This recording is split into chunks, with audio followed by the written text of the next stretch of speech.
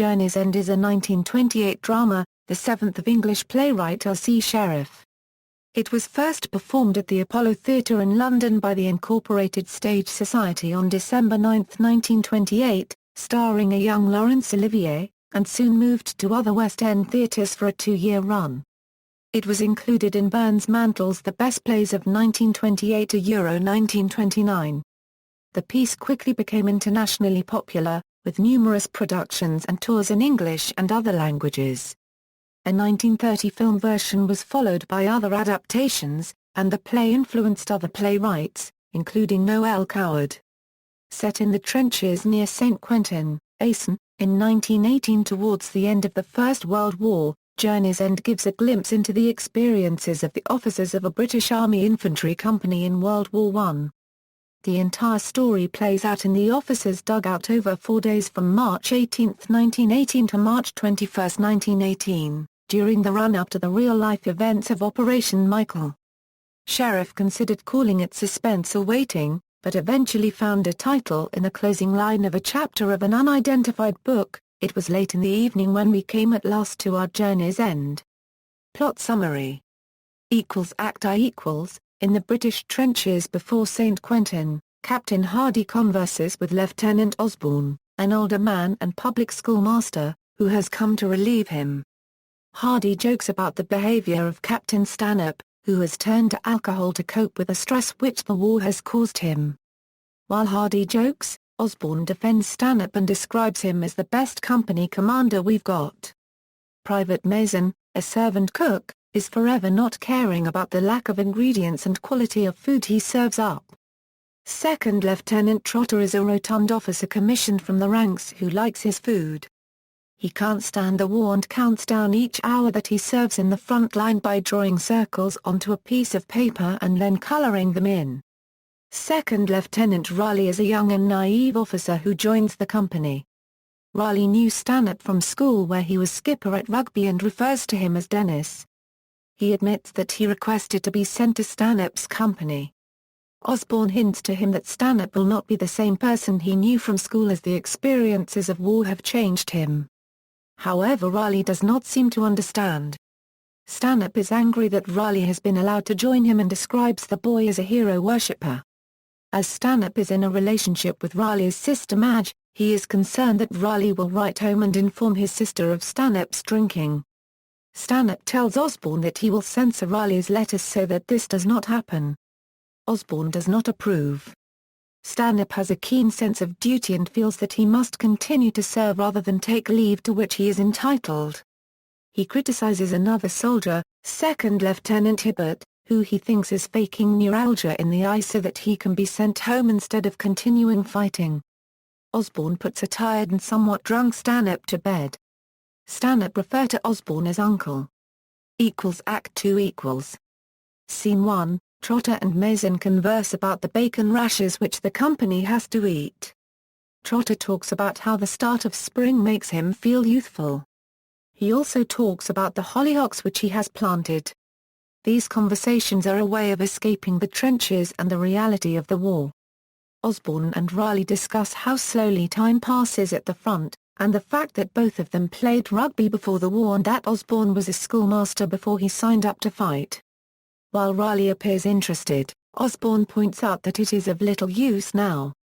Osborne describes the madness of war when describing how German soldiers allowed the British to rescue a wounded soldier in no man's land and the next day the two sides shelled each other heavily. He describes the war as silly. Stanhope announces that the barbed wire around the trenches needs to be mended. It is announced that an advance will occur on Thursday morning and that this information has been gathered from a captured German soldier. They state that this means the attack is only 2 days away. Stanhope confiscates a letter from Raleigh insisting on his right to censor it. Stanhope is in a relationship with Raleigh's sister and is worried that, in the letter, Raleigh will reveal Stanhope's growing alcoholism. Full of self-loathing, Stanhope accedes to Osborne's offer to read the letter for him. The letter is in fact full of praise for Stanhope. The scene ends with Stanhope quietly demurring from Osborne's suggestion to reseal the envelope. Scene 2, in a meeting with the sergeant major it is announced that the attack is taking place on Thursday. Stanhope and the sergeant major discuss battle plans. The colonel relays orders that the general wants a raid to take place on the German trench prior to the attack, a surprise daylight raid, all previous raids having been made under cover of dark, and that they want to be informed of the outcome by 7 p.m. Stanhope states that such a plan is absurd and that the general and his staff merely want this so their dinner will not be delayed. The colonel agrees with Stanhope but says that orders are orders and that they must be obeyed. Later it is stated that in a similar raid, after the British artillery bombardment, the Germans had tied red rag to the gaps in the barbed wire so that their soldiers knew exactly where to train their machine guns. It is decided that Osborne and Raleigh will be the officers to go on the raid despite the fact that Raleigh has only recently entered the war. Hibbert goes to Stanhope to complain about the neuralgia he states he has been suffering from. Stanhope states that, it would be better for him to die from the pain, than for being shot for desertion. Hibbert maintains that he does have neuralgia but when Stanhope threatens to shoot him if he goes, he breaks down crying. The two soldiers admit to each other that they feel exactly the same way, and are struggling to cope with the stresses that the war is putting on them. Osborne reads aloud to Trotter from Lewis Carroll's Alice's Adventures in Wonderland, his chosen reading and another attempt to escape from the realities of the war. The scene ends with the idealistic Raleigh, who is untouched by the war, stating that it is frightfully exciting that he has been picked for the raid. Act 3 Scene 1, there is confirmation that the raid is still going ahead. The colonel states that a German soldier needs to be captured so that intelligence can be extracted from him. Osborne admits to Stanhope that he knows he's probably not coming back and asks Stanhope to look after his most cherished possessions and send them to his wife if he does not come back after the raid. In the minutes before going over the top, Raleigh and Osborne talk about home the New Forest and the town of Lyndhurst to pass the time. Smoke bombs are fired and the soldiers move towards the German trench. A young German soldier is captured. However, Stanhope finds out that Osborne has been killed although Raleigh has survived. Stanhope sarcastically states, "How awfully nice of the Brigadier's pleased," when the colonel's first concern is whether information has been gathered, not whether all the soldiers have returned safely. 6 of 10 other ranks have in fact been killed. Scene 2, Trotter, Stanhope and Hibbert drink and talk about women. They all appear to be enjoying themselves until Hibbert is annoyed when Stanhope tells him to go to bed, and he tells Stanhope to go to bed instead. Then Stanhope suddenly becomes angry and begins to shout at him and tells him to clear off and get out. Stanhope also becomes angry at Raleigh, who did not eat with the officers that night but preferred to eat with men below his rank. Stanhope is offended by this and Raleigh eventually admits that he feels he cannot eat while he thinks that Osborne is dead and his body is in no man's land. Stanhope is angry because Raleigh had seemed to imply that he didn't care about Osborne's death because he was eating and drinking. Stanhope yells at Raleigh that he drinks to cope with the fact that Osborne died, to forget. Stanhope asks to be left alone and angrily tells Raleigh to leave. Scene 3, the German attack on the British trenches approaches, and the sergeant major tells Stanhope they should expect heavy losses. When it arrives, Hibbert is reluctant to get out of bed and into the trenches. A message is relayed to Stanhope telling him that Raleigh has been injured by a shell and that his spine is damaged, meaning that he can't move his legs. Stanhope orders that Raleigh be brought into his dugout. He comforts Raleigh while he lies in bed. Raleigh says that he is cold and that it is becoming dark. Stanhope moves the candle to his bed and goes deeper into the dugout to fetch a blanket, but, by the time he returns, Raleigh has died. The shells continue to explode in the background. Stanhope receives a message that he is needed. He gets up to leave and, after he has exited, a mortar hits the dugout causing it to collapse and entomb Raleigh's corpse. Productions, Sherriff had trouble getting Journey's End produced in the West End, writing that every management in London had turned the play down. They said people didn't want war plays. "How can I put on a play with no leading lady?" One theatre manager had asked complainingly. Sherriff used No Leading Lady as the title of his autobiography, published in 1968. Geoffrey Dearmer of the Incorporated Stage Society suggested that Sherriff send the script to George Bernard Shaw, because a good word from him would convince the ISS committee to stage it. Shaw replied that, like other sketches of trench life, it was a useful corrective to the romantic conception of war, and that as a slice of life horribly abnormal life I should say let it be performed by all means. Journey's End opened as a semi-staged production running for 2 nights at the Apollo Theatre. It starred Laurence Olivier, then only 21, offered the role of Stanhope by the then equally unknown director James Whale. Under a new producer, Maurice Brown, the play soon transferred to the Savoy Theatre where it ran for 3 weeks starting on January 21, 1929. The entire cast from the Apollo reprised their roles except for Olivier, who had secured another role and was replaced by Colin Clive as Stanhope. The play then transferred to the Prince of Wales Theatre, where it ran for the next 2 years. Whale travelled to the United States to direct the Broadway production in 1930 at Henry Miller's Theatre. Colin Keith Johnston played Stanhope, and Leon Quatermain Osborne. By late 1929 the work was played by 14 companies in English and 17 in other languages, in London, New York, Paris, Stockholm, Berlin, Rome, Vienna, Madrid, and Budapest, and in Canada, Australia, and South Africa. The first revival of the work was in 1934, with Horne, Stoker and Smith reprising their original roles, and Reginald Tate as Stanhope. The first New York revival was in 1939, with Keith Johnston again playing Stanhope. There were further London revivals in 1950 and 1972. In 2004, the play was again revived in London, directed by David Grindley. From its initial 12-week season at the Comedy Theatre from January 2004, it transferred to the Playhouse Theatre and the Duke of York's Theatre, finally closing on February 18, 2005.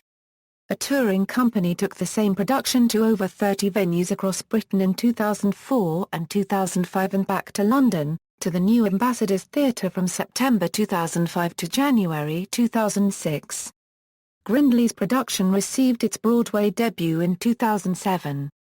Starring Hugh Dancy, Boyd Gaines, Jefferson Mays and Stark Sands, it opened in New York at the Belasco Theatre on February 22, 2007 and closed on June 10 after 125 performances. Grindley's production was revived in 2011 for a UK tour from March to June, and transferred to the Duke of York's Theatre in the West End from July to September. The Solidor Theatre Company ran this play at the Greenwich Theatre until February 17, 2013. During 2014 it was presented at the Octagon Theatre, Bolton. Directed by David Thacker, it featured David Burrell, Richard Graham and, as Stanhope, James Dutton. On October 29, 2015 the Shute Theatre and Arts Guild based in Devon, England, began a short run of the play featuring Mike Dowling, Ian Craig, Raymond Seward, Tim Love, Simon Hurst, Tim Pritchard, Tucker Stevens, Simon Ford, Mick Holsworth and Richard Stenning. It was directed by Elizabeth Miller, and stage management and construction of the dugout set was conducted by Bob Evans, with the 4-night run of the play held at St Michael's Church in the village of Shute, Devon. Casts equals. In the second part of the 2011 tour, after the West End run, Nick Hendricks took over the role of Stanhope and Simon Dutton the role of Osborne. Adaptations. In 1930, James Whale directed a film based on the play, starring Colin Clive, David Manners and Ian McLaren. A German remake, The Other Side was directed by Heinz Paul in 1931. The play was televised by the BBC television service, live from its Alexandra Palace studios, on November 11, 1937, in commemoration of Armistice Day. Condensed into a 1-hour version by the producer George Moore O'Earl, some short sequences from the 1930 film West Front 1918 by G. W. Pabst were used for scene-setting purposes. Reginald Tate starred as Stanhope, with Basil Gill as Osborne, Norman Pearce as Trotter, Wallace Douglas as Raleigh, J. Neil Moore as the Colonel, A. Brooks Turner as the Company Sergeant Major, Alexander Field as Mason, Reginald Smith as Hardy and Olaf Olsen as the young German soldier. Because it was broadcast live, and the technology to record television programs did not exist at the time, no visual records of the production survive other than still photographs. Journey's End was the basis for the 1976 film Aces High, although the action was switched from the infantry to the Royal Flying Corps. The play itself was adapted for television in 1988, starring Jeremy Northam as Stanhope, Edward Petherbridge as Osborne and Timothy Spall as Trotter. It held close to the original script, although there were changes, the most obvious being the depiction on camera of the raid, which happens off-stage in the theatre production. A second film adaptation was announced in 2014 as part of the British commemoration of the First World War centenary, produced by Guy de Beaulieu and directed by David Grindley. This had been delayed by uncertainties over who held the film rights to the play in UK and a Permilire. These had been thought to be with Warner Brothers, but following pressure from Prince Andrew it was found that they had lapsed in 2008. They were due to be signed over to Fluidity Films on June 2, 2014. The film's producer confirmed that their ideal casting would include Benedict Cumberbatch, Tom Hiddleston and Eddie Redmayne, but that no actors had yet been approached. Legacy rights to the play are owned by the British Scout Association. The play and its characters have influenced subsequent writers.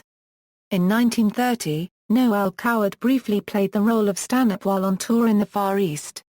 He did not consider his performance successful, writing afterwards that his audience politely watched me take a fine part in a fine play and throw it into the alley. However, he was strongly affected by the poignancy of the play itself, and was inspired to write Post-Mortem, his own angry little vilification of war, shortly afterwards.